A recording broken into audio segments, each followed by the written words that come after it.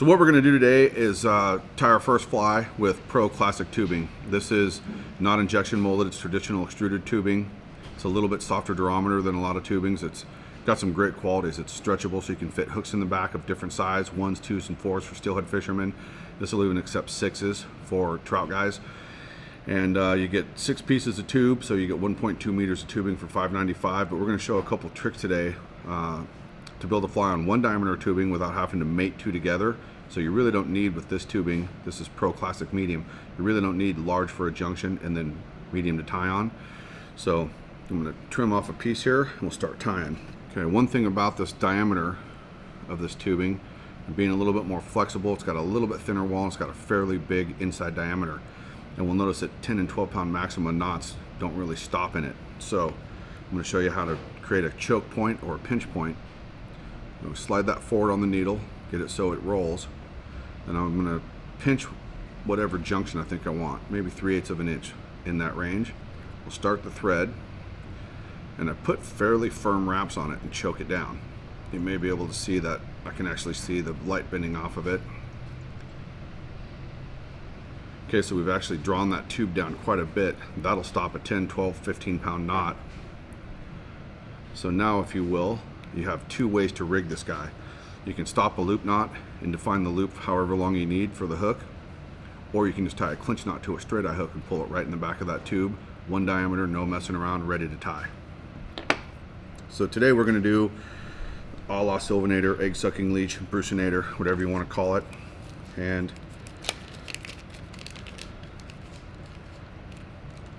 you could do a couple different things if you wanted to put up a bright thread with some UV iridescence and make a hot spot in the back. I'm just going to cover this with just a little bit of dubbing, and what I'm using right here is Montana Fly Company Fish Dope in purple. Works in dubbing loops or just dub straight away. Pick your favorite steelhead dubbing and just covered up those wraps. There we go. Now what I'm going to do, because it's going to be a rabbit strip leech and I want to move kind of the body forward, if you will, and I really like this polar chenille, but I don't want as much of it as it's going to need to cover that body. So this is a pretty clever way to space things out, free up the fibers so they move better. So I'm going to take this Lagerton flat braid, available here at Caddis Fly, of course. We're going to tie that on.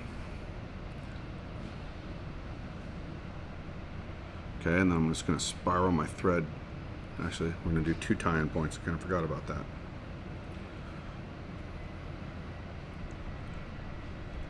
Then we're going to tie in our polar chenille. Sometimes it frays a little bit. Just cut yourself a fresh piece of cord to tie it in. Okay, spiral my thread forward.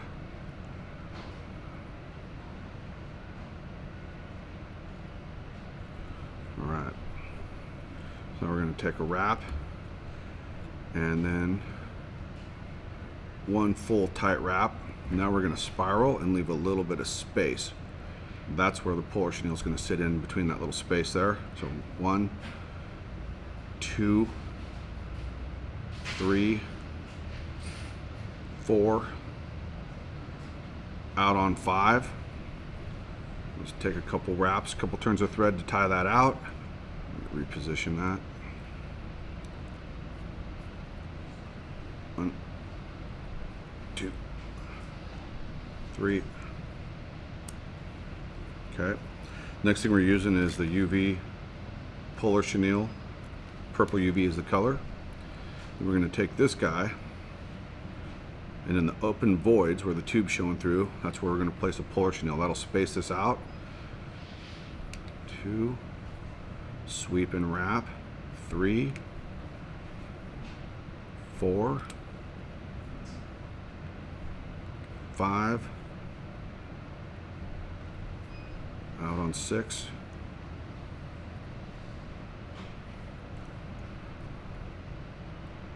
so keeping the fly sparse but also getting the body length that I wanted.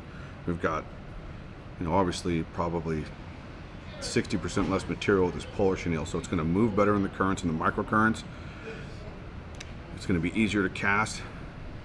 I'll show a little bit of pop in color and some UV. And now we'll start the egg sucking leash. So rabbit strip black, we've already got it cut and pre-prepped. One thing I like to do, and I'll show this to you, just not important, not going to make the fly fish or not fish, but just as a finish, we'll just put a little V cut on the back end. I think it makes it look nice. And we'll lay that rabbit strip right on top of the tube. Placing wrap, 2 of those, make sure it's on the top, looks good. And I like to get a little firm with the wrap, bring one forward off the leather and on the tube, 45-degree back, and a full wrap, forward and a full wrap, back, and then cover up all our wraps. Tubes compress fairly easily when you're putting materials on it, so that's not coming off. That's one thing that's really nice about tubes. Okay, so any flash you like, this happens to be Montana Fly Company Fish Flash. This is dark rainbow. The thing I like about it is I've got a bunch of colors on each strand, so I don't need multiple strands to get multiple colors. So we'll just take 2 strands of flash, divide it roughly in half, putting this on the tire side, and I like to keep a little bit of angle to it.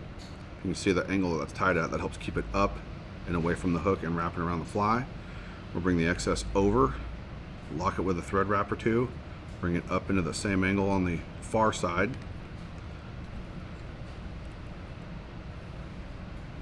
Okay, those are locked in.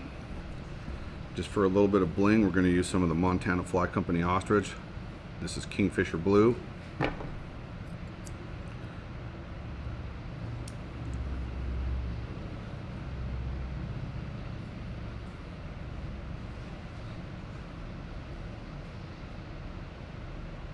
Get these guys to go the same direction. There we are. So when you're choosing this stuff, pick it wisely. You know, if you're doing big 6-inch long intruders, try to pick the longest plumes that you can that are long out here. This is a much shorter fly, so I want to be able to get in here and tie at the base where it's strong.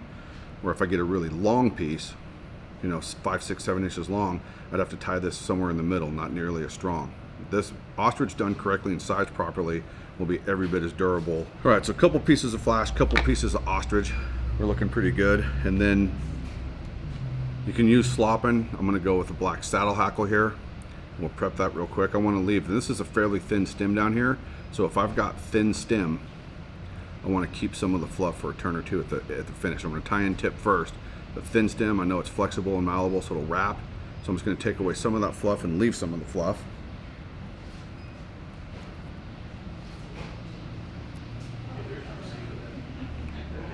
And I'm probably going to look for, you know, 5, 6 wraps somewhere in there. So to prep this, you can tie it in just, you know, tip first. I like to cut the tie-in point.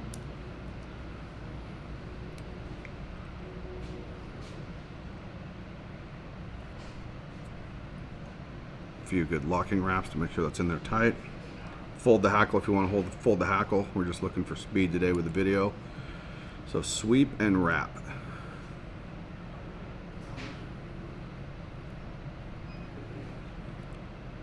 The other thing that's nice about not cutting and going tip first is you get a handle here, so if it's trying to spin on you, the handle, you can kind of orient it, get it perpendicular to the tube, sweep and wrap.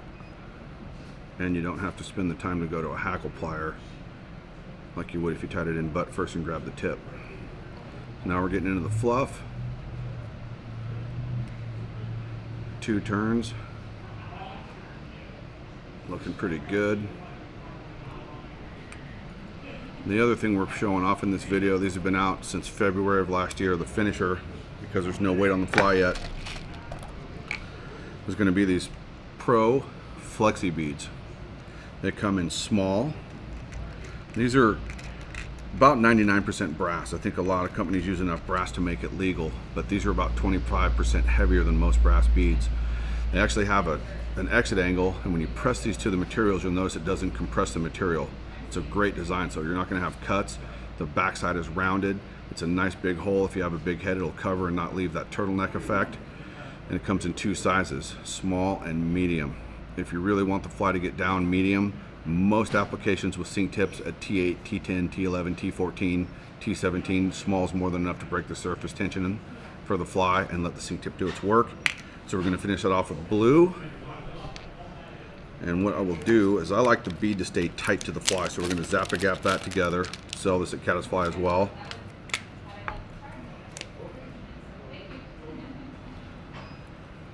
If you guys are tying a bunch of flies, you just use the cap, put 3 or 4 drops on it, and you'll have a working time of about an hour with a pot of Zap. And I just got some of the feather in it. How convenient.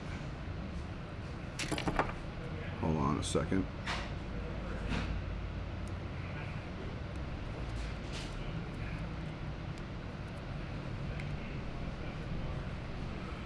Do a start over with that.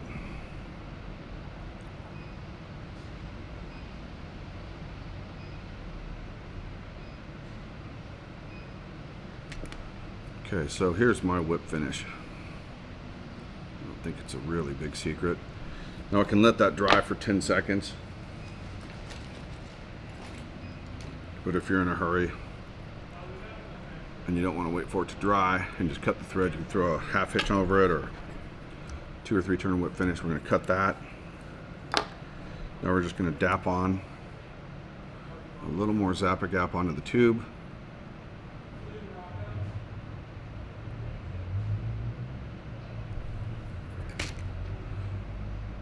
And we'll spin the bead into the Zap-A-Gap, make sure it's coated good, push it and just count to 10.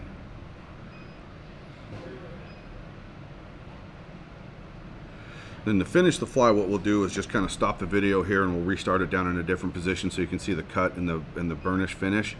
But you know, you're good to go. You've got a nice durable rabbit strip fly. And the thing that's really kind of cool about this is once you go and put it in business, you can, you know, with that choke point underneath the dubbing ball, you can do a loop knot with 8, 10, 12, 15 pound maxima, or you can use a straight eye hook and just pull the hook eye in the back of the fly. I think most times most guys are going to want the hook to kind of be shrouded back here, you know, towards the rear end of the rabbit with just a little bit of hook showing out. But it's nice that you have options. Pro Flexi Tube Classic tubing. This is size medium, size small. Pro Flexibead in metallic blue. We offer 2 sizes in 5 colors. And we'll finish this up straight away here. I like the razor blade cuts rather than the scissor cuts. It just doesn't squash the tube. And then you can see that to hold that bead on, we've got it Zap-A-Gap to the tube. But I don't need a whole lot to burn down. I don't want to catch it on fire and melt the hole closed. So just a little bit, millimeter, millimeter and a half. Start the flame, bring the blue down to it, and just watch the lip roll. And you got a nice clean fly. Holes no problem, doesn't need to be poked. There we go.